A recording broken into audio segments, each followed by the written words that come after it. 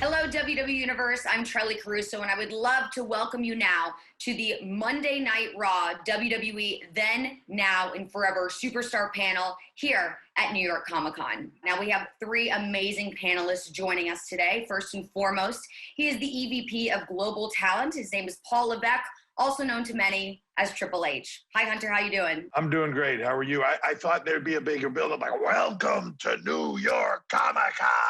I know. I should get more in character, but I'm going to leave that to the two superstars we have here who really are the ones with the big personalities. I'm very boring compared to them too. So, but thank you so much for being here. Obviously, you are a staple in the company and really represent what the company has gone through from decades past to the present. So, very happy to have you here. Thank you very much. It's an honor to be here. But the truth is, WWE is all about the future. While we say then, now, forever, part of the forever is the people that you're about to introduce next, because they are what WWE truly is about today. All right, well, let's get started with these introductions. This man is well known all over the WWE Universe, one of our very top superstars in the company. He is the WWE Champion, Drew McIntyre. Hi, Drew. Hi there. How are you today? The question is, how are you doing today? All right, you just took part in an ambulance match against Randy Orton last night. So really the question is, how are you today? I'm a little bit beat up. I got a few scratches here and there and everywhere, but I'm still WWE champion, so it's a good day. And finally, we have WWE Superstar Zelina Vega, who last night had her very first title match of her own. She did amazing. She unfortunately was not able to defeat Asuka, but she put up a great fight. So how are you doing today, Zelina? Well, thank you for having me. I'm doing well. I'm one of those people who dust yourself off and try again. That's my biggest thing. And now Aaliyah, Aaliyah reference right Aaliyah vibes, yes. I have to reassess the situation, and I would love to come back at Asuka, even better the next time. And as a fellow nerd and gamer, I'm super happy to be here at New York Comic Con, so thank you very much. Awesome. Well, I think we would be hard-pressed to find someone who hasn't heard of Monday Night Raw. It is the longest-running episodic television show in history. It's pretty incredible, but just a little bit of an overview of what WWE is about. WWE, it's all about relatable stories of good versus evil with iconic and memorable heroes who audiences cheer for and villains they love to hate. We've got icons like The Rock, we've all heard of him, John Cena, Triple H, Stone Cold Steve Austin, The Undertaker. We have the Bella Twins and Lita. They have all captured the hearts of millions of fans, men, women, and families alike of really all ages, all backgrounds from every single corner of the country and also around the world as well. So such a very interesting and cool brand to work for. And nearly 3 decades later, we are so incredibly proud of our partnership with the USA Network. With that, I would like to give everyone a little taste of what we are about now, also before, and like you said, Triple H, then, now, and forever. Here is our Must Be Monday spot. Austin's driving the bear truck! Bear! Stone Cold with a bear mask! Freaking vampire! Get her out of there! Let's get to it! Call the cops! Live, this is Monday Night Raw. My God, no! Monday Night Smoke! Monday Night Raw, live Mondays at 8 on USA. All right, so what do you say, guys? You ready to discuss Monday Night Raw a little bit? I think we've got a lot to talk about. Let's do it. Paul, I want to direct this first question at you. What do you attribute to Raw's longevity, and why do you think the show has been so successful for so many years? It really comes down to great storytelling. What WWE really is at its base is just great characters and great storytelling. That's been since the beginning of time, when people sat around campfires and just told stories about things that happened. And as those stories evolved, you see some of them lasting from the beginning of time until now. I think Monday Night Raw is no different. Whether you go back all the way to Bruno Sammartino, Andre the Giant, to Hulk Hogan and Macho Man Randy Savage, to the Zelina Vegas and the Drew McIntyres of today. That's the then, now, and forever part of it. When you take iconic characters like that resonate through generations, that cause families to come together and regale the stories of those heroes and those villains over time. And there's dads that watch with their kids now and say, well, look, Roman Reigns might be great, but he's no Rock, or he's no Stone Cold Steve Austin for my generation, or grandfathers with their grandchildren saying, yeah, but Bruno Sammartino was really where it's at. That great storytelling with the heroes and villains connected with those iconic characters make it last generations and well into the future. And that's what you see before you now with Drew and Zelina is that next generation. And people will be talking about their stories for generations to come. Drew, what would you say? What would you attribute to the success of WWE? And for me, it's got to be the fans, or as we call them, our WWE universe. They really create the atmosphere within the building. They're so knowledgeable. They're so passionate. They really, really love WWE. And the reason I'm WWE champion right now is because of the fans. They really decide the direction we're going to go. They rallied behind me. They chose me. I was their chosen one, and they're the reason I'm WWE champion. And some of the proudest stuff we've done for them is during these difficult times, like WrestleMania was in the Performance Center in front of no fans. I knew they were still watching, and I wanted to give them the best show I possibly could. I knew my story and all my ups and downs, we'll hopefully hear about later, led me to possibly putting some smiles on some people's faces. And at the end of WrestleMania, I won the title. I saw the feedback. It was unbelievable. And I heard we had 13.8 million unique social media interactions over WrestleMania weekend at the height of the pandemic. And I was like, man, we're making a difference. And now we're in the Thunderdome. We have the fans back virtually. It makes such a difference. And I'm so excited when we get them back in the building. As Mr. McMahon said it himself, like the fans are our secret ingredient. We're missing them, and I'm glad we've got them back virtually now. We see you all on social media. As I say, just keep giving us that feedback, and I can't wait till we're all back in the arenas. It's just to add to what Drew said, it is the fans for sure. And coming from someone who was a fan since she was a kid, it's cool to say, you have something to look forward to every week. And, now being a part of it, it's almost come full circle, as watching people like Triple H or, The Rock and, The Undertaker and Stone Cold and Rey Mysterio, to be able to watch that as a kid and say like, wow, like I feel the electricity as a fan. Like I've been in the audience. I've almost jumped the guardrail a couple times when I was a kid, but we won't talk about that. To now feeling the electricity in the ring. And you never really know what that means until you're there and you feel it. And being in the Thunderdome, we get to feel it from the audience that's in the monitors. So it's like they are the ones who are fueling our fire, and it's an incredible feeling. And you don't really know what that means until you're in there and you get that vibe from them. You feel their life force just coming through you, and it's amazing. Look, Monday Night Raw has been going on for 27 years now. It's been 27 years, if you can believe it, since the debut of Monday Night Raw from the Manhattan Center. So I want to ask all of you, is there a defining moment in your careers on the show that you'd like to mention right now and talk about with the audience here at New York Comic Con? For me, it's really hard to pick one. That time frame of the Attitude Era that people talk about for us. Looking back on it now, it seems so incredibly special of a time. At that point in time, we were just going about our business, doing what we do. So many crazy things happened during that time, whether it was, all the stuff with Austin and Mr. McMahon, whether it was the formation of The Rock or, my return from injury. The game has returned. Though if I had to pick one that determined that generation for me would be when we drove the tank to WCW. It's hard to put into words how groundbreaking that was and game-changing. That was at a period of time where it was unthinkable to mention other companies, let alone drive to one and attack it. So today it would be seen as not a big deal. Then it was mind-blowing. And so that one really stands out to me. Drew, what about you? There's so many defining moments from being a fan. It pops into my head. I listen to Hunter talk. There's a beautiful love story. How Hunter and his wife Stephanie got married initially in Vegas when she was unconscious. Yeah. Hopefully everyone saw that. Like I do remember my buddies and I doing impressions of Hunter putting Stephanie's voice on, like Triple H to be your husband. I do. It would be very confusing to people later, and a few years later down the line, where they'd be like, "Hold on a second, so you're really married to her?" Like how is? Every relationship starts somewhere.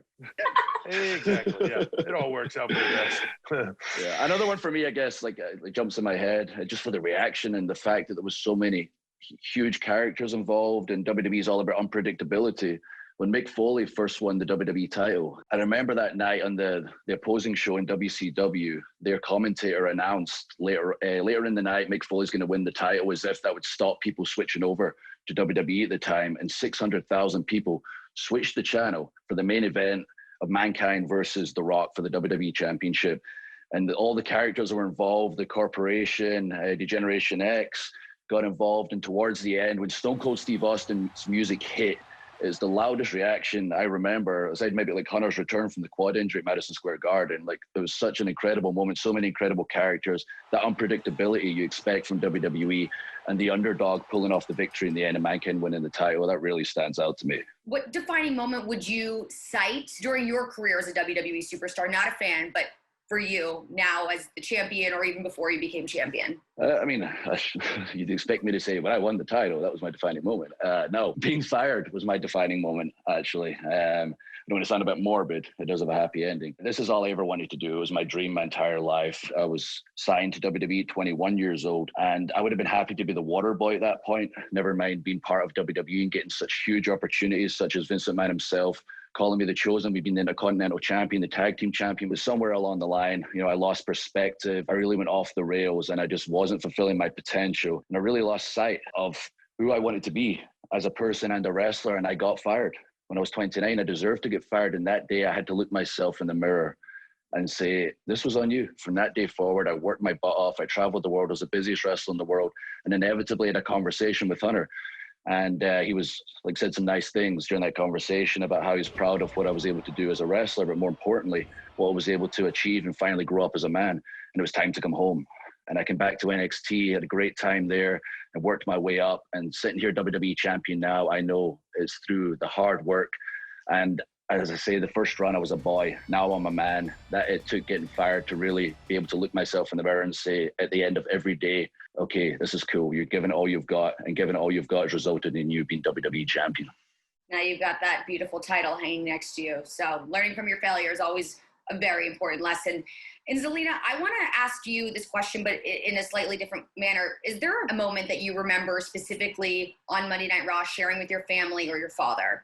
There was quite a few. I actually still have the Hardy Boy shirt that my dad bought me when I was a kid, and the foam finger, the Team Extreme foam finger. So it's cool because I remember being in being in school, and there was one teacher that everybody hated because, you know, we all had, like, you know, all of the wrestling, like, stuff on our binders and our lockers, and I'd bring, like, the WWE magazines and stuff.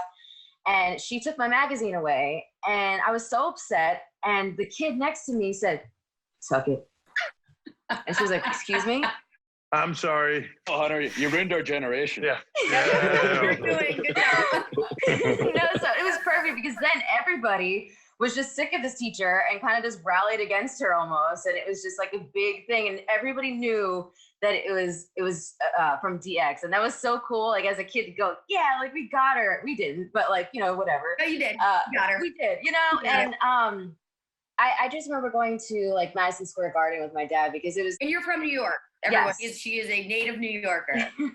Yes. And to be a wrestler was my dad's dream too. And obviously, like, the World Trade Center attacks was a horrible day for New York and for my family as well. And, you know, when I said I wanted to do this and become a WWE superstar, I wanted to do this for me, and I wanted to do this for my dad. And to fast forward, like, watching Rey Mysterio, you know, versus Eddie Guerrero with him, to now on Monday Night Raw, getting to climb a ladder and slap Rey Mysterio in the face. I feel like I turned back into that 8-year-old and was, like, freaking out because I didn't know what to do next.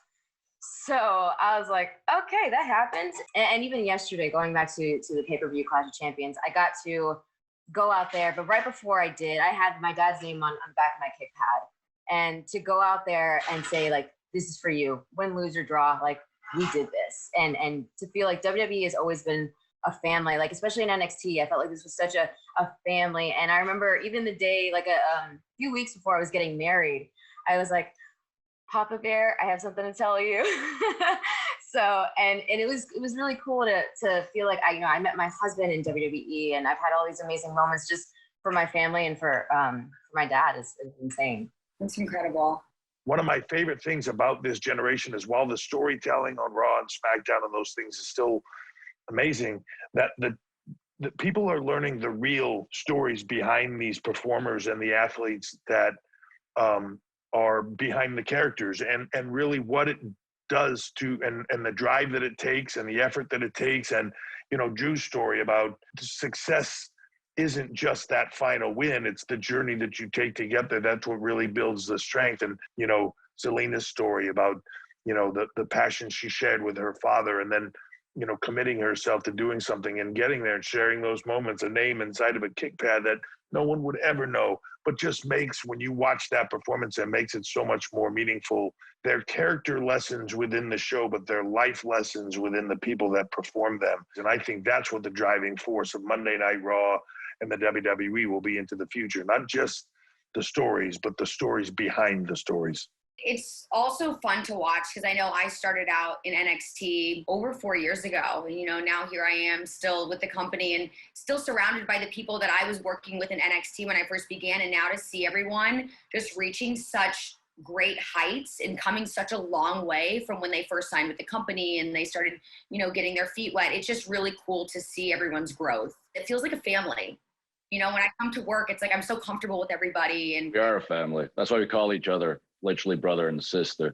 Like when things, you know, were normal, we were with our brothers and sisters more than with our own family back home. And we look after each other. And just like if you've always got your brother and your sisters back, and like I truly love everybody here, and we're all looking to make each other better and pull each other up to give the fans the best product possible.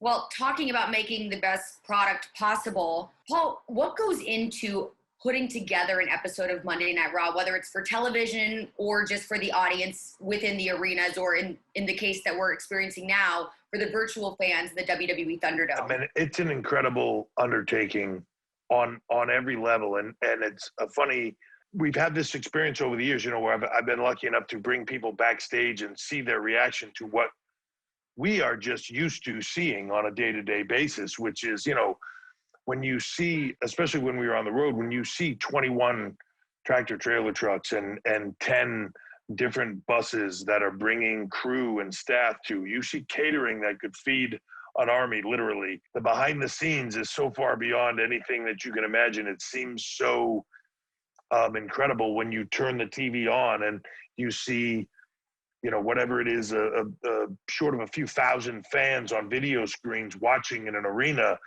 And that arena transforms into the Fiend's entrance and becomes this 360-degree experience. But to build that, create that, even just come up with the concepts of it is a massive team of people that are incredibly talented and make it possible for the people that get the honor of stepping through those ropes and doing what we do. The people that are screaming for them, but in some way they're screaming for everybody that's a part of it. Without everyone around us, we're just wrestlers. There's a reason we're called superstars. It's because everyone around us lifts us up, is able to present us as those superstars. It's incredible to see what goes in every single day into the product, and just looking, you know, something that we've been experiencing the past really few years. I think it's become even more prevalent. It's something I'm really happy to be part of. And Paul, it's something that you've been really a driving force behind is the women's evolution. You know, there's been the debut of Charlotte Flair, Sasha Banks, and Becky Lynch. So talk about that moment and also just the women's evolution in general. One of the things I'm most proud of is how incredible they've done with it. You know, main eventing WrestleMania, main eventing Monday Night Raw, SmackDown, NXT takeovers, pay-per-views regularly. Not because they're women and we thought, oh, let's give them the main event or we'll push them into a position. Not at all. It was them earning it, them deserving it. They were the main event because they were the main event. WWE being a global brand has created global change on some levels. I was there in Abu Dhabi when Sasha Banks and Alexa Bliss got the opportunity to wrestle for the first time there. And fans in that arena with tears in their eyes, crying, chanting, "This is hope." Because it was never something that was available to them. We pushed for it for a long time, and it finally happened. Zelina, anything you'd like to add, just because you're part of this whole evolution? So I'd love to. For me, I'd love to hear Zelina's point of view, because to me, what's incredible is as a young girl growing up watching that with her dad and seeing a business progress. but not necessarily having that be the open opportunity at first, you know, what that was like and what it meant. I don't even know if there's a perfect word to describe it, because I guess inspiring, because, you know, going from getting my Lita shirt and, you know, trying to dress up like her on Halloween and trying to become these women that I looked up to then trying to become a WWE superstar myself, it's incredible to see where it's grown, because I've always thought, okay, no matter what, like if they can do it, I can do it. And they were always the inspiring point for me. So then, you know, and mind you, I'm not exactly the tallest person in the world. So I was always, you know, being looked, I know, right? Can you believe that? I was always the one being looked down on and being talked down to. And now I get to play this role. And that started in NXT and it started with you, Hunter, because you believed in me to put me in this position, in this role. With Andrade, to be the one giving out the orders, you know, little me, you know, yelling at Drew, who's, I don't even know how tall you are, you're, you know, and it's cool to, you know, be able to do that. And, you know, when I was younger and I got to go up to Lita or to Rey Mysterio and tell them how much they inspired me, to now it coming full circle. And I have little girls coming to me and little boys too, telling me how I inspired them. It's really cool to know that male or female, you're inspiring people. And then making the transition from being a manager to becoming a performer, to being a wrestler, it's the dream come true, really. And it just shows you that with that hard work and with that preservation, like you can get to that point no matter what. We have some big events coming up here on Monday Night Raw, which airs on the USA Network. We obviously have the Superstar Draft, which is going to be airing on Monday, October 12th. And then 1 week following, on October 19th, we have the season premiere of Monday Night Raw on the USA Network. So any predictions from any of you as to what's going to happen? Any shakeups that you foresee? I'd be curious if Sheamus and I end up in the same show. You know, we've known each other since I was 19 and he was about 47. He's been there through all the ups and downs of my life. And if you check out the 24 special on myself and my career will be on the WWE Network very soon. It'll kind of take you through the story. You'll see how important Sheamus has been to my life and career. And I think if we get the opportunity to do something, it'll be pretty special. I want Braun Strowman as well. He's a big man. I want to give him a big beating, and the biggest match of all. I don't know if we'll end up in the same show as we're champions of our respective brands, but you know, watching where Roman Reigns is at right now and his new attitude, and he's the standard of this industry. He's been on top for such a long time. We've feuded in the past, we've crossed paths in the past, but I'm in a different place now. I'm a different performer, and I think when we lock up again, it's going to be something special. Being, you know, both a manager and a wrestler, I get to mix it up with a lot of different people. So I'd like to get in the ring with Alexa Bliss. I think that'd be a really interesting thing to have me and her go at it on the mic, especially. You know, I think with the guys, I'd love to mix it up with like Jeff Hardy, because I think that there's an interesting way. And of course, as a manager, my brain goes to, okay, how can I get into his head? How does this work? You know, so, but also the opportunity to get to go back and forth with someone as Paul Heyman. Ladies and gentlemen, my name is Paul Heyman.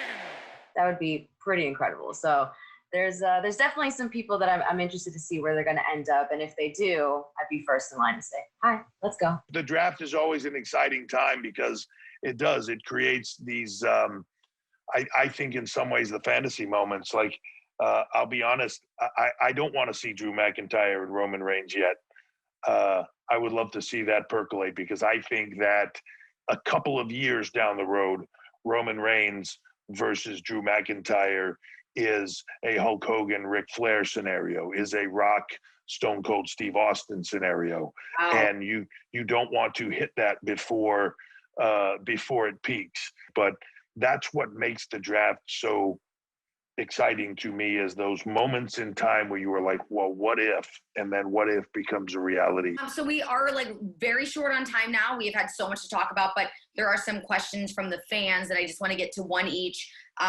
Drew, here's one question that someone wanted to ask you, and that's, which former WWE champion would you want to face in all of history if you had the opportunity? Ooh, so many. I'll go with one that might be possible. I want a big singles match with The Undertaker. And I know if everyone watched the Last Ride series on the network, it seems like he might have rode off into the night. But he did say if Mr. McMahon makes a call, he always answers. So from this moment on, probably starting today, I'm going to knock on the chairman's door, go in there and start prodding him, say, make that call, make that call, make that call. So that's the big match I would love to have. You know, we go back, we've got history together. You know, when I was on SmackDown as a kid, he was designated as my mentor. I learned so much from him, and he ended my undefeated streak. And when I look back at that, it looked like a boy standing in front of a man. I had no business being in the ring with The Undertaker back then. But recently, we had a match with myself and Shane McMahon versus Undertaker and Roman Reigns, and we went face-to-face again. I heard the crowd start to rumble. I was like, okay, this is where I need to be right now. This feels right. And I don't know the situation. I don't know if it's possible, but you're talking about dream matches. That's the dream match. Zelina, obviously you have grown up a fan your entire life, but has there been anyone, this is coming from a fan, has there been anyone from the standpoint of wrestler, but also manager, that you really studied to better yourself? Well, speaking of Paul Heyman earlier, Paul Heyman is someone that I have definitely studied to bring out that manager side, because before coming to NXT, I had never been a manager. Like, it was something that I had learned to do, and NXT and Hunter obviously helped shape that person. And I went to study people like Paul Heyman and Sherry and even Melina, you know, so it was very cool to see, or just to go through that development phase, you know, because it wasn't something that I was just doing forever. It's something that I fell in love with when I went to NXT, and to be given that opportunity was insane. And then as far as wrestler goes, Rey Mysterio and Lita, those two were the ones that really helped kind of shape me initially. And yeah, and then as I guess like promo wise, The Rock, because I mean, no one can ever be as good as him, but if you can take little tidbits from him, or at least try to, that's the person.